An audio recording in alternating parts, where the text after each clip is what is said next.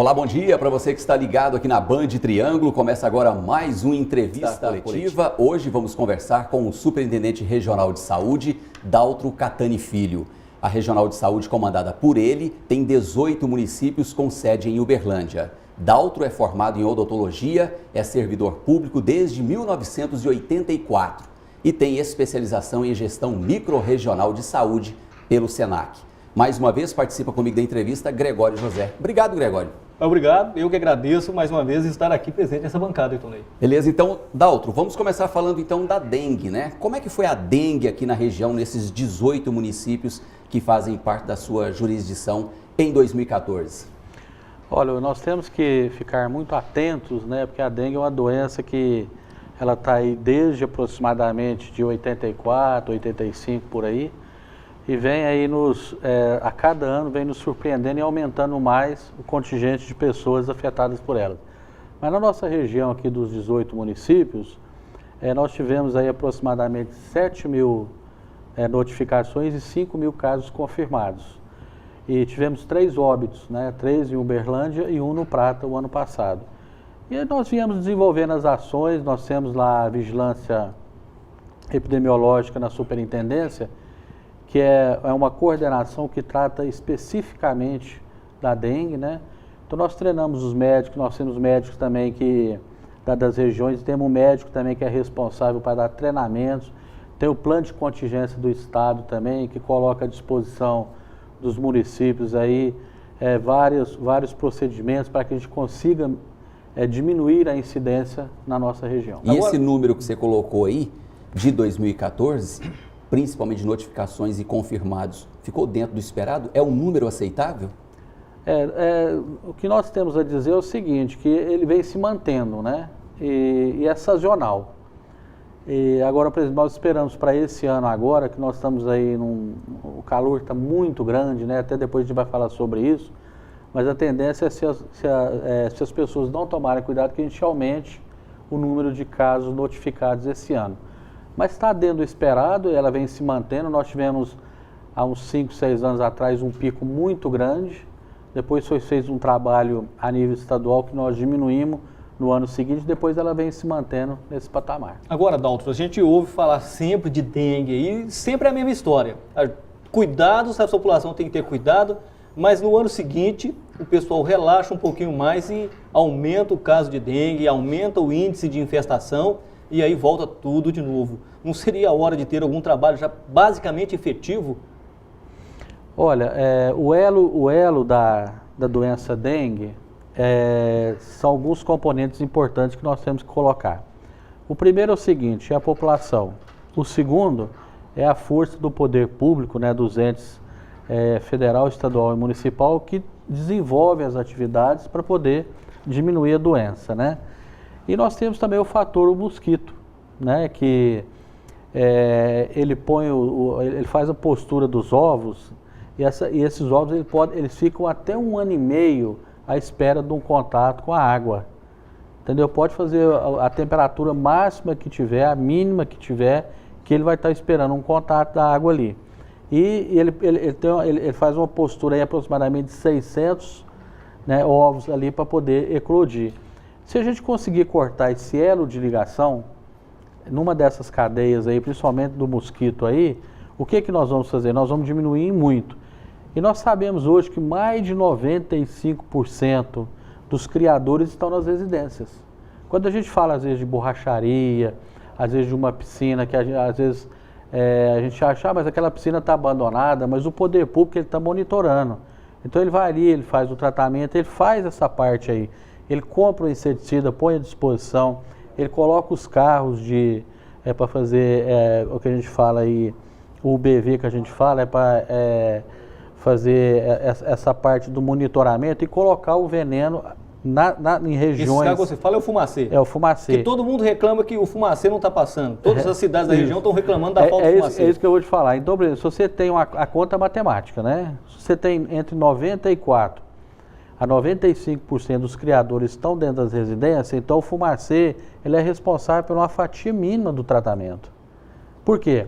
Do momento que ele passa num local, ele vai fazer o jato do medicamento, do inseticida, né? Aí ele sobe uma altura mínima aí de 3, 4 metros, depois ele vem quebrando as partículas do inseticida. Eu vou ser bem profundo para as pessoas entenderem como é que é. Aí ele vem decantando e ele vem e mata todo tipo de inseto. Mas ele mata só o inseto. Os ovos não. Os ovos estão ali. Então, quer dizer, se no outro dia chover e tiver um contato, vai nascer novamente. O que é melhor para nós sanitaristas, né, que a gente entende, é que nem toda fêmea é contaminada, porque senão seria um desastre mundial, né? Então, a fêmea, ela precisa do sangue do ser humano para poder maturar os ovos que está dentro dela para ela fazer a postura. E quando ela está infectada, ela vai puxar o sangue da pessoa. Existe uma substância na saliva dela, anticoagulante, que ela puxa o sangue e ao mesmo tempo ela injeta o vírus ali, entendeu?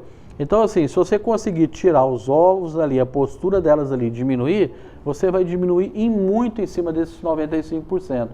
Então assim, esse é um trabalho que a gente vem fazendo muito. Eu sempre falei que a gente precisa de mais da população. Essa construção que a gente faz, ela é coletiva.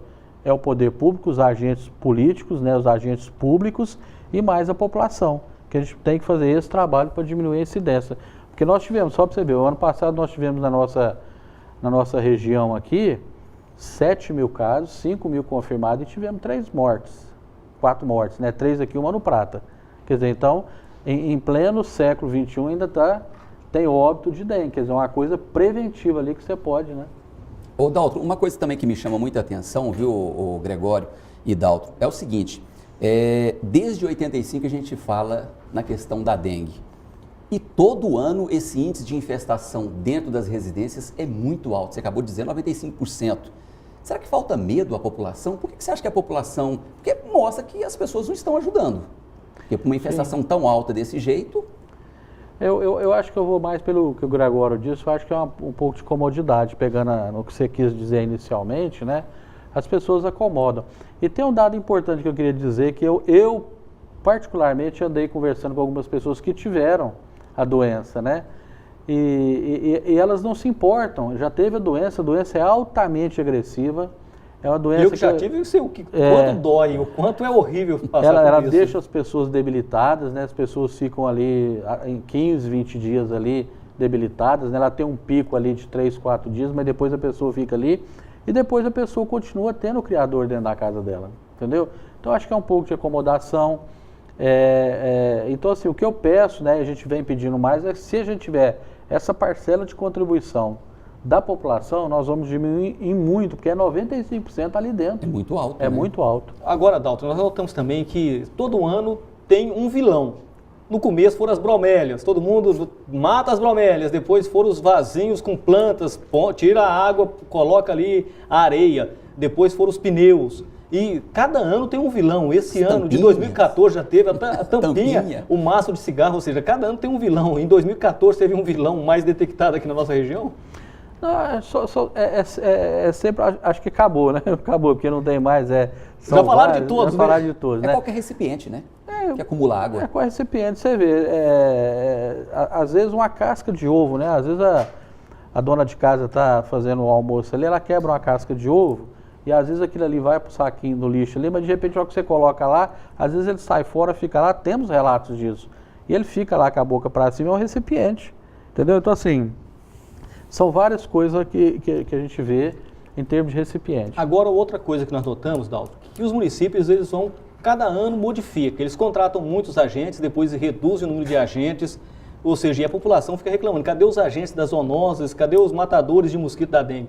Que o pessoal já acostumou. Em Uberlândia, na época do governo de Odelmo Leão, tiveram campanhas aí com mais de 1.000 pessoas nas ruas. Sim. E agora nós não estamos vendo esse pessoal na rua, tanto em Uberlândia quanto na cidade de Uberaba e Tuiutaba. E nós notamos aí que está crescendo um pouco e a população questionando, cadê os homens, os agentes da dengue?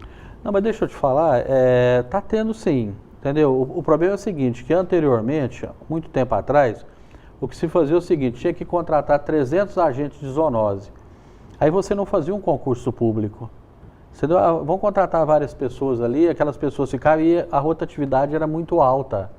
Entendeu? Então assim, você contratava, vamos supor, Uberlândia contratava 100, mas só começava a fazer o trabalho, depois saía 50. Então agora não, agora tem um concurso público, né, que foi padronizado, não só aqui em todos os lugares, né, e as pessoas prestam concurso para o agente de zoonose. Aí ele recebe... E é um salário compensador hoje. É um salário, assim, ele é um salário bom para você fazer esse trabalho, né? Então, o que acontece? Você é treinado, você tem um plano ali de carreira que vai ser seguido e você tem a estabilidade, né? Então, por exemplo, tanto Uberlândia em todos os municípios, acabou, assim, essa indicação que a gente falava de 4, 5 anos atrás. Então, assim, era um pedido dos promotores, né? Os promotores a nível estadual do Brasil como um todo. Então, hoje, você só ingressa para fazer esse tipo de serviço, a não ser numa situação de emergência, né? Que aí realmente você faz uma pactuação, o Estado põe dinheiro e você vai fazer aquilo ali pro tempore, de 3, 4 meses para poder dar uma ação. Mas eles estão fazendo sim. Os ciclos são 6 ciclos durante o ano. Isso é importante. Por quê? Você fala assim, ele passa aqui numa residência, você entendeu? E depois ele passa novamente lá daí 2 meses.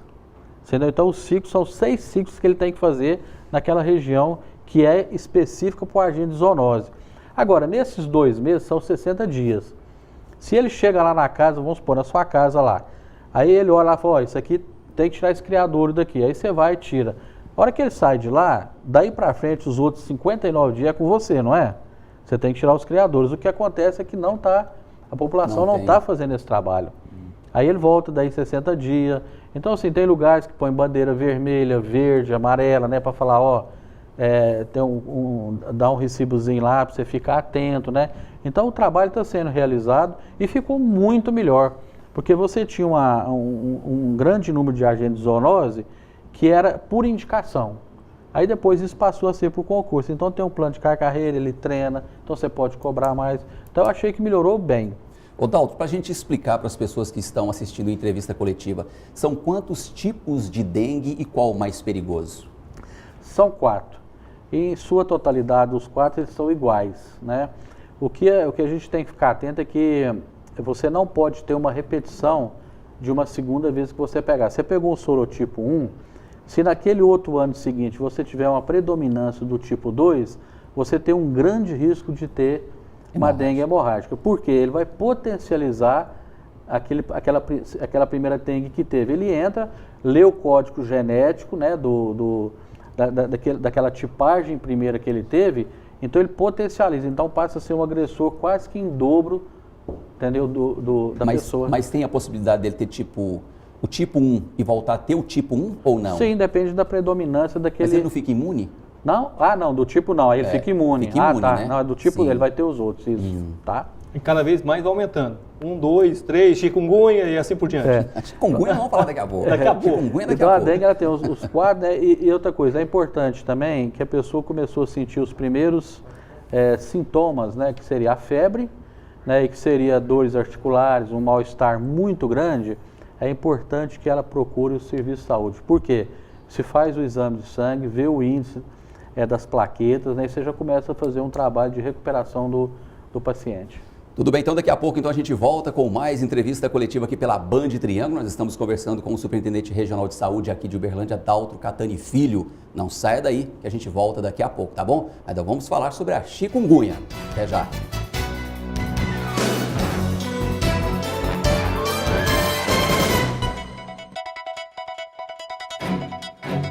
Estamos de volta com a entrevista coletiva aqui pela Band Triângulo. Obrigado pela sua companhia, obrigado pela sua audiência. Hoje estamos entrevistando o Superintendente Regional de Saúde de Uberlândia, Daltro Catani Filho.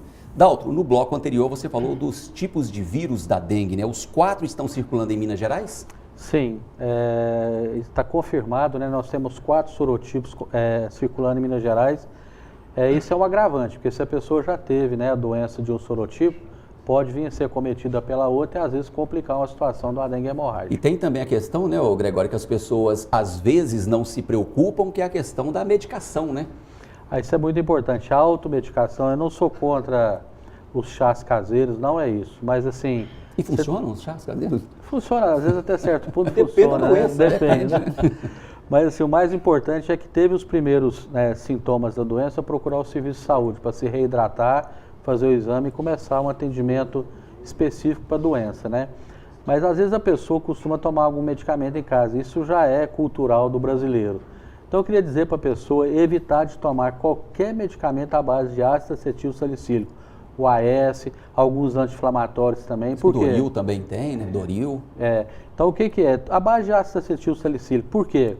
É porque ela pode, se ela estiver iniciando um processo de dengue hemorrágica, ela pode aumentar a vascularização e pode, às vezes, piorar a situação dela. E quais são os sintomas hoje mais comuns da dengue para a pessoa que está em casa, sabe, eu tenho isso? Opa, então peraí. A febre, né, 38,5, 39, dores articulares, às vezes manchas nas peles depois de um segundo, terceiro dia, né, assim, uma dificuldade de alimentação e um mal-estar muito grande.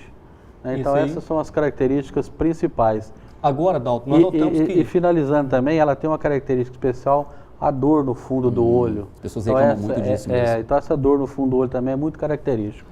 Você falou aí desses 4 tipos aí que estão ativos e circulando em Minas Gerais. Nós notamos que em algumas cidades, como a vizinha Uberaba, que o nosso sinal pega muito bem, é a nossa matriz da Band Triângulo, a gente nota que ali tem um motofog e outras cidades não têm esse trabalho. Por que lá tem um motofog e outras cidades não têm?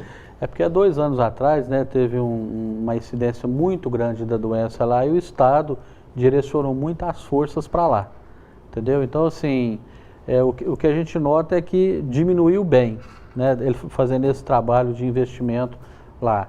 Então, nas outras cidades também, quando houver a necessidade também, a gente vai ter esse tipo de procedimento. Você falou que teve um alarme lá na cidade de Uberaba. Mais ou menos, quantos óbitos tiveram no período? Olha, 2 anos atrás, se eu não estou equivocado, são 23 óbitos, né? 23 óbitos? Cidade número alto, hein? É número alto. Isso em 2013. 2013. E você pode ver que nós temos uma pista dupla daqui até lá, temos Araguari também, quer dizer, não que Araguari esteja infestado, quer dizer, mas a malha viária contribui muito também, que a pessoa pode ir, às vezes, passar um final de semana numa dessas cidades, às vezes se contaminar e vir para Uberlândia também. Esse índice que vocês fazem, o índice rápido, LIRA-A, ele facilita a mensurar o trabalho que deve ser feito? Sim, ele vai detectar os locais onde tem a maior incidência da doença. Você faz um trabalho específico. Você faz o normal e faz o específico ali para diminuir a incidência. E aqui em Uberlândia ficou acima dos 3, né? Ficou quase 4, né? Quase 4. Esse é um médio risco, né, que nós já estamos fazendo um trabalho junto com todos os municípios também, esperando, né? Nós acreditamos que se vier a chover agora mais frequente, agora para frente, esse índice pode aumentar. Por quê? Porque ficou muito tempo seco e as fêmeas, igual eu falei, elas vão fazendo as posturas dos ovos. Encostou na água, aí vai eclodir, né? Então tem um aumento muito grande de insetos. E Tuiutaba está em estado de alerta, porque o índice foi bem alto lá, o último levantamento, quase próximo de 7, né? Sim, aí já é um alto risco, né? Já está alerta. Lá é outra superintendência, né? Então eles devem estar fazendo o trabalho, mas segue o mesmo checklist do Estado, né? Nós vamos treinar todas as equipes, chama os secretários municipais, a mídia, que é muito importante. Vocês assim, é o terceiro braço que nos ajudam muito para a população entender. E o início das aulas também ajuda, porque vocês também fazem um trabalho nas escolas. Não? Sim, nós temos o trabalho nas escolas que é muito importante, tem teatros que o Estado fez. Nós temos um trabalho de gastronomia, onde nessas feiras agropecuárias e em alguns eventos, também tem um técnico da Secretaria Estadual de Saúde que vai. Que por acaso é jornalista. É o Cássio, né? O Cássio Machado, jornalista. Ele foi treinado, então ele tem habilidade na cozinha, então ele vai lá e então o que ele faz? Ele pega aqueles produtos que você usa na cozinha. Uma caixinha, por exemplo. Uma caixinha de creme de leite. Então, assim, ele pega aquele produto ali e a população sendo faz-se a comida com aquele produto ali, ele oferece para as pessoas e ao mesmo tempo ele mostra para as pessoas como faz o descarte. Como inutilizar, Como inutilizar. Então é muito importante. Então o Estado, o Estado, quando eu falo a União, o município, o Estado mesmo, né, tem feito essas ações, né, para ajudar a população a despertar, né, mas você pode fazer isso tudo, mas os 95% continuam dentro das residências, né. Ô Daltro, agora uma doença também que começou a chamar a atenção, né, nos últimos tempos, que muitas pessoas até dobravam a língua para falar, né, que é a chikungunya. Sim. Vamos falar um pouco da chikungunya. O que vem a ser a chikungunya? Muitas pessoas acharam até que era uma ramificação da dengue. Na verdade, não é, né? Não, é uma doença transmitida pelo mesmo mosquito. Só tem isso em comum. Só tem isso em comum, né? E chikungunya significa, né, homem curvado. Porque as dores articulares são muito fortes. Pode até cronificar e ficar até um certo tempo, né? Então, assim, a pessoa sente tanta dor que ela até curva de dor. Por isso que esse é o nome, né? mas segue o mesmo trânsito da contaminação. O trabalho também tem que ser feito o mesmo, né? Porque faz a postura ali também, o mosquito faz a postura, tem que ser feito esse trabalho. Nós tivemos o ano passado no estado, foram 3 mortes, né? Foi um importado e 2 autóctones, né? Na nossa região nós tivemos, são casos, né, em investigação ainda no estado, mas nos preocupa também, e muito. Mas por que vira chikungunya? É um mosquito diferente? É um vírus? É um tipo de vírus diferente, né, que é incubado pelo mosquito. Ele faz a transmissão. Que é o mosquito Aedes aegypti. É o mesmo mosquito da dengue. Agora, os médicos da região, eles estão aptos a diferenciar o que é dengue e o que é chikungunya? Olha, nós temos... Porque como são semelhantes dores, articulações, ou seja... Olha, os sintomas, né, que a pessoa vai sentir praticamente são os mesmos. A única diferença são as dores articulares, que são muito fortes, entendeu? Então, assim, essas dores são muito fortes, a pessoa procura. Então, o que o Estado fez? Ele colocou um médico, entendeu? Infectologista, pelo menos assim na nossa região foi assim. E ele recebeu um treinamento, né? Ele já tem um conhecimento profundo da doença e nós colocamos ele à disposição dos municípios e fizemos treinamento com esses médicos também, para orientá-los a fazer, né? Mas simplesmente o que eu quero dizer também é o seguinte, você tem também que estar dentro do plano de contingência, você tem o quê? Você tem recurso, você tem disponibilidade de leito, né? E é uma doença também muito, muito grave em termos assim, de óbito também, e está chegando agora. Então assim... Nós esperamos aí que se a população ajudar nessa situação, nós vamos também diminuir assim, senão vai aumentar também. Mas leito, você falou em leito, e a gente ouve mais reclamar que falta leito em tudo quanto é cidade. Como é que é isso? Mas o Estado também, dentro do plano dele de contingência, ele também tem esses hospitais de campanha, que igual o Uberaba, por exemplo, teve uma situação muito específica há 2 anos atrás, o Estado pegou e colocou à disposição, comprou leitos, né? Fez todo um aparato para dar esse suporte para a população. Mas dentro do plano de contingência a gente coloca em algumas situações também para poder estar recebendo esses pacientes. É dificultoso, mas tem também, né? Está fazendo um trabalho específico com relação às escolas, Daltro? Olha, existe um trabalho escolar muito importante, né? O Estado ele criou um teatro, né? Onde você tem o mosquito, você tem toda a cadeia de transmissão ali representada num teatro, né? E a gente vai para dentro das escolas estaduais e você começa a mostrar para o aluno e para a criança a importância de se fazer a limpeza, principalmente ali. Olha, os resultados são ótimos, né, Cássio? São maravilhosos, porque os meninos chegam até a exigir do pai para fazer a limpeza, para tirar... Quer dizer, a educação começa cedo, né? Começa cedo. A educação é uma parceria junto com a educação, né? Com a Superintendência de Educação que nós fizemos aqui. Então tem todos esses trabalhos aí que nós vemos que é muito importante que o Estado colocou à disposição da população. E, Daltro, nós temos sempre que lembrar e deixar a população bem alerta com relação a essa transmissão que é feita.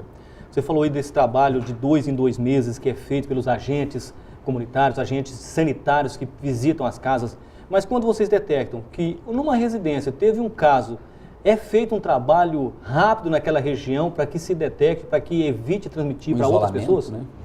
Não, o isolamento não. Né? Mas assim, o que é feito é o seguinte, quando você faz o LIRA, você vai medir a taxa de infestação, aí tem aquele bairro ali que é um bairro que está mais infestado. Aí você já joga um pouquinho mais de esforço ali, em termos de pessoal, em termos, às vezes, do BV também, para pelo menos matar a fêmea, né? E faz naquela região. Mas quando você detecta um caso que é daquela região, também tem um olhar para isso, né? Os técnicos vão naquele local para ver e fazer um trabalho ali em conjunto também, né? Mas o trabalho, ele é diário, entendeu? Esse trabalho diário é que a gente tem que começar a forçar. Por quê? A dengue, quando você não consegue tratar ela e ela evolui, aí eu queria dizer, as pessoas vão morrer, entendeu? Em pleno século XXI, nós não podemos mais aceitar que as pessoas estão morrendo por dengue. Você falou do BV. Muitos prefeitos reclamam, falam que eles têm que pagar pelo óleo. O BV funciona melhor com água ou com óleo? Para a gente esclarecer essa dúvida para os prefeitos aí. Não, é o seguinte, o inseticida, né, ele vem para nós, né, o Estado compra, às vezes a União também, em parceria com o Estado, compra. Depende da indicação do fabricante, né, mas hoje, atualmente, né, ele é feito através da água e tem muitos bons resultados.